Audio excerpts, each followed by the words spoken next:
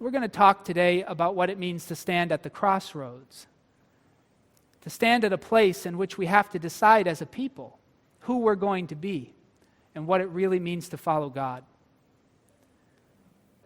Jeremiah chapter 6, verse 16, we find these words.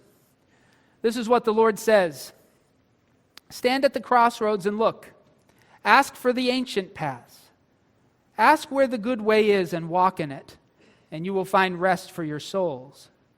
But you said, we will not walk in it. We're at the crossroads together as we try to decide what it is to be a faithful people. The New Testament summarizes the entire chapter of Jeremiah 7 in just a few verses. It's in the book of James, chapter 1, verse 27. We find these words. Religion that God our Father accepts as pure and faultless is this, to look after widows and orphans in their distress and to keep oneself from being polluted by the world. That's it. Widows and orphans were those who couldn't care for themselves in the ancient world. If we're to be a community which truly lives into the world as God intends, we're going to have to move past acting. We're going to have to move past authenticity. We're going to have to embrace what it really means to be allegiant to God. That's what we're going to talk about today. Now, if you have those Bibles open to Jeremiah chapter 7, I am going to read a little bit. We need to move past acting. Jeremiah chapter 7, I'm going to begin reading in verse 1. This is the word that came to Jeremiah from the Lord. Stand at the gate of the Lord's house and there proclaim this message. Hear the word of the Lord, all you people of Judah who come through these gates to worship the Lord. This is what the Lord Almighty, the God of Israel, says. Reform your ways and your actions, and I'll let you live in this place. Do not trust in deceptive words and say, this is the temple of the Lord, the temple of the Lord, the temple of the Lord. If you really change your ways and your actions and deal with each other justly, if you do not oppress the foreigner, the fatherless, or the widow, and do not shed innocent blood in this place, and if you do not follow other gods to your own harm, then I will let you live in this place, in the land I gave your ancestors forever and ever. But look, you are trusting in deceptive words that are worthless. The ancient people of Israel seem to have believed that they could separate their love of God from their love of their neighbors. They sort of were prioritizing what was most important to God. What's the least I can do in order to guarantee that I'll have eternal life, to guarantee that I'll pass through the judgment in a certain way? What do I need to do? And the people of Israel had answered that question. They already knew. Go to the temple and worship at the set times that were, just do that, you're good. God will be happy. You go there 3 times a year to the temple in Jerusalem.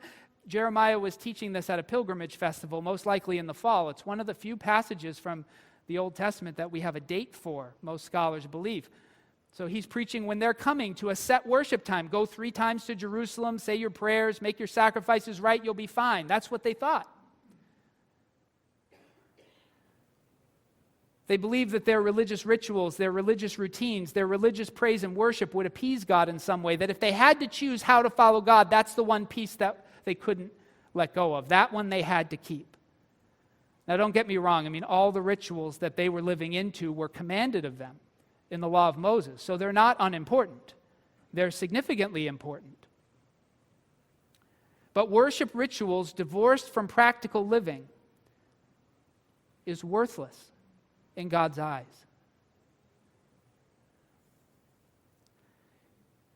Hypocrisy is a word that gets thrown around a lot in our culture today, and usually what people mean by the word hypocrite is they mean someone who says one thing and does another, right?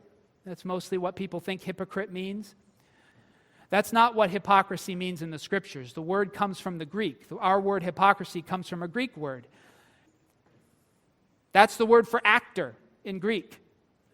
When Jesus says, don't be like the hypocrites, what he says is, don't be like the performers. Don't be like someone who learned a script and they're playing a part that's not who they really are. Don't pretend to be somebody you're not. Don't put on the polish and make it look like something's true of you. Don't win an Oscar at church.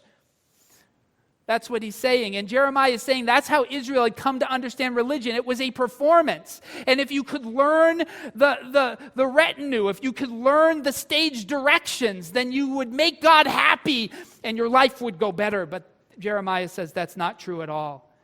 If we're to really follow the God of all creation, he's not interested in our performances. He knows who we really are the moment we open our mouths. He doesn't need the show. He sees right past it. It's invisible to him.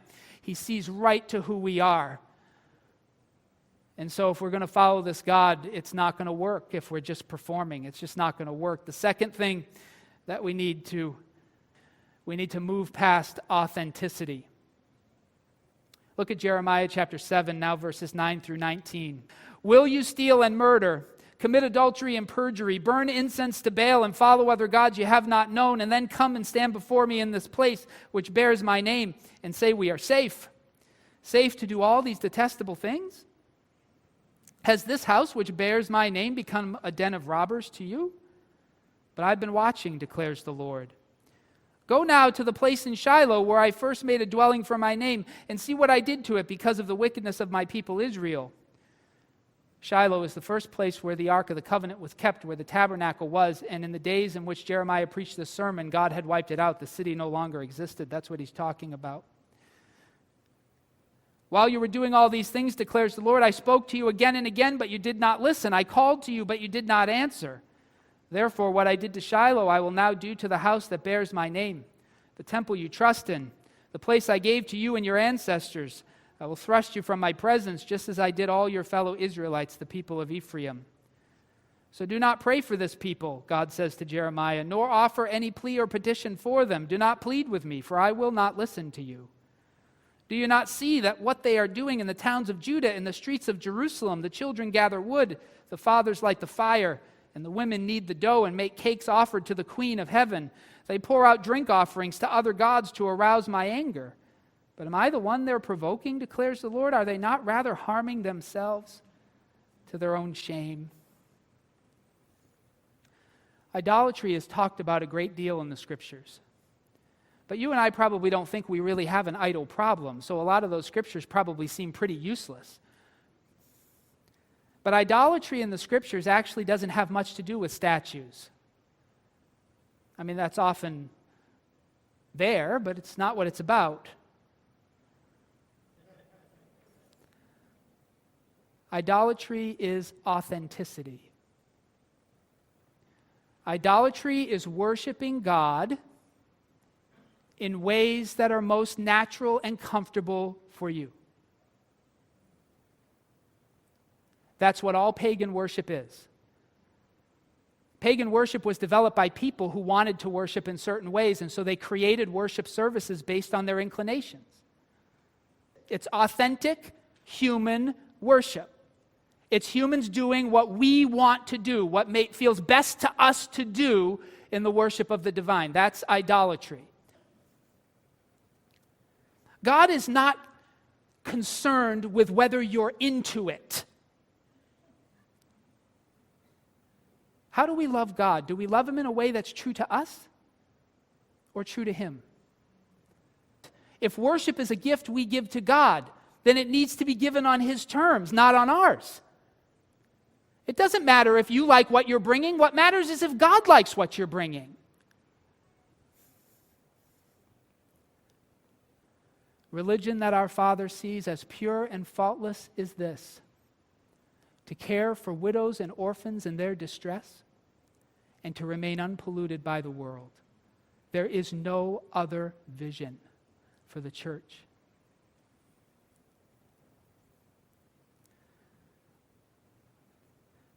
God is not looking for us to be true to ourselves in worship.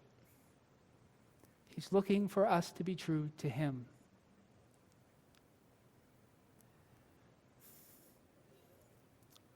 Look at verse 20. Therefore, this is what the sovereign Lord says: my anger and my wrath will be poured out on this place, on man and beast, on the trees of the field and on the crops of your land, and it will burn and not be quenched.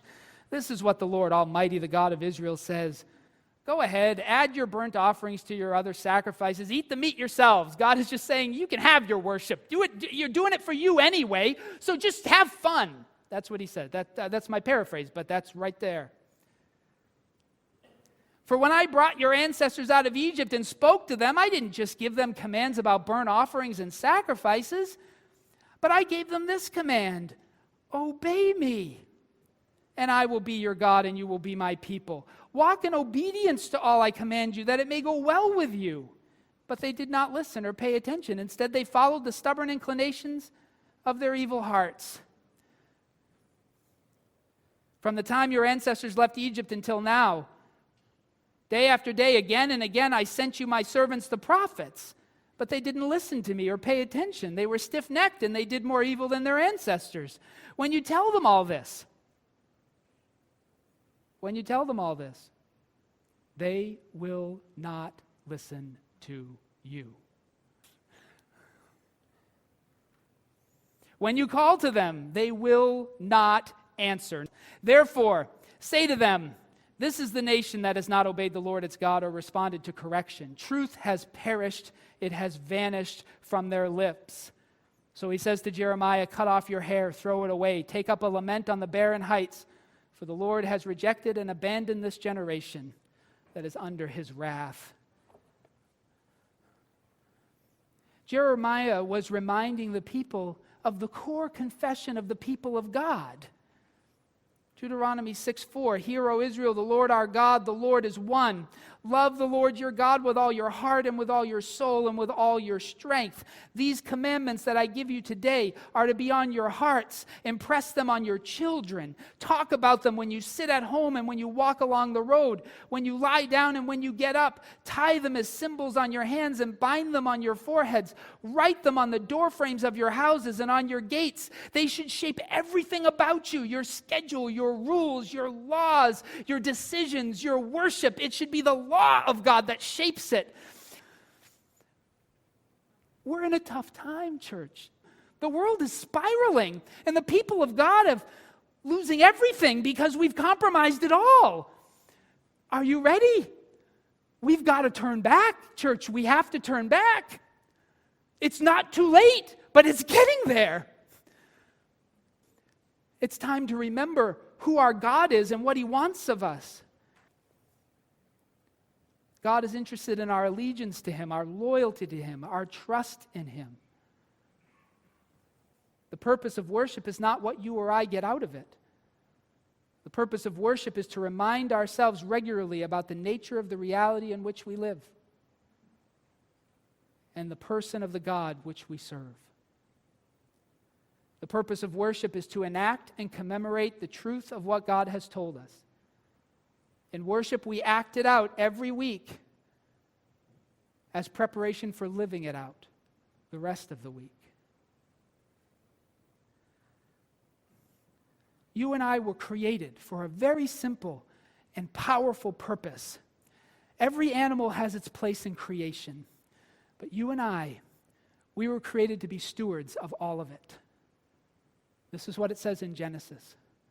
You and I were created to care for all of creation.